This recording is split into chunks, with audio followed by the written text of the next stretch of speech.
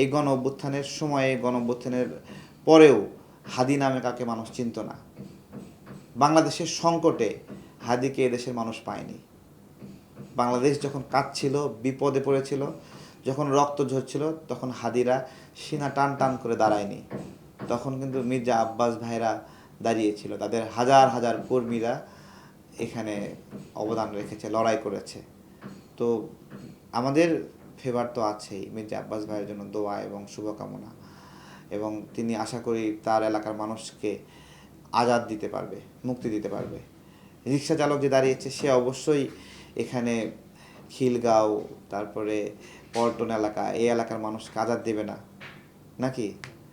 তার এখানে উত্থান হলে সেটা হলো লুটপাট করার জন্য উত্থান হবে, তার জীবন বদলাবে, সে কারো জীবন বদলাতে পারবে না। কিন্তু মির্জা আব্বাস ভাই চাইলে অনেকগুলো রাজনৈতিক পলিসির মাধ্যমে এই এলাকার মানুষের ভাগ্য বদলাতে পারবে। সে চাইলে এখান থেকে মাদক দূর করতে পারবে, সে চাইলে বেকারত্ব দূর করতে পারবে, তার সেই ফিটনেস আছে। ঠিক আছে, তার একটা মোবাইল কোম্পানি ছিল, সেটাকে কেড়ে নিয়েছে ফ্যাসিবাদের সময়ে, একটা বড় ব্যবসা কেড়ে নিয়েছে, ব্যবসা করতে দেয়নি, দৌড়ের উপর রেখেছে, জীবন নাজেহাল করে ফেলেছে, ব্যবসা বাণিজ্য সব তছনছ করে দিয়েছে। এই লড়াই, এই সংগ্রামের মধ্য দিয়ে মির্জা আব্বাস ভাই একজন রাজনৈতিক ব্যক্তি হিসেবে দাঁড়িয়ে রয়েছেন, বিএনপির অভিভাবকদের মধ্যে একজন তিনি। তো সেই জায়গায় যারা প্রার্থী হবেন, আমরাও তো নির্বাচনে অংশগ্রহণ করব। আমরা কি মির্জা আব্বাস ভাইয়ের বিরুদ্ধে একজনকে দাঁড় করাই দেব? নেভার, কখনোই না। এই যে একটা বেদবি যে বক্তব্য দিচ্ছে যে এতিমের টাকা মেরে খেয়ে, এতিমের টাকা কেউ মেরে খেয়েছে? প্রমাণিত হয়েছে? শেখ হাসিনা এত প্রমাণ করার চেষ্টা করেছে যে এতিমের টাকা মেরে খেয়েছে, প্রমাণ করতে পেরেছে? টাকাটা এখনো রয়ে গেছে।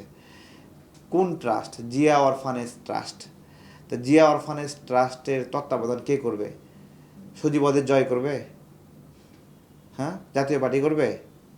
জামাত ইসলাম করবে? জিয়া অরফানেজ ট্রাস্টের দায় হলো জিয়া পরিবারের। যে পরিবারের একটা অ্যাকাউন্টে সে টাকা সুরক্ষিত রাখছে, টাকা ভেঙে খেয়ে ফেলেছে? খেয়ে ফেলেনি। এগুলো দিয়ে জাস্ট একটা অসম্মানজনক একটা পরিস্থিতি তৈরি করার চেষ্টা করছে। তো করুক, এলাকার মানুষ তো জানে বিপদে আপদে তাদের পাশে কে ছিল, তাই না? তাদের জন্য কে জুলুমের শিকার হয়েছে, গণতান্ত্রিক লড়াই সংগ্রামের জন্য মির্জা আব্বাস ভাই, তার পরিবার, হ্যাঁ, তার ভাই, তার সন্তানরা কীভাবে ক্ষতিগ্রস্ত হয়েছে, আফরোজা ম্যাডাম, আফরোজা আব্বাস, তিনি কীভাবে ক্ষতিগ্রস্ত হয়েছেন, এটা আমরা জানি না? এই বিষয়গুলো বিবেচনায় থাকবে এই এলাকার ভোটারের জন্য। এবং এই এলাকার তিনি অঘোষিত অভিভাবক,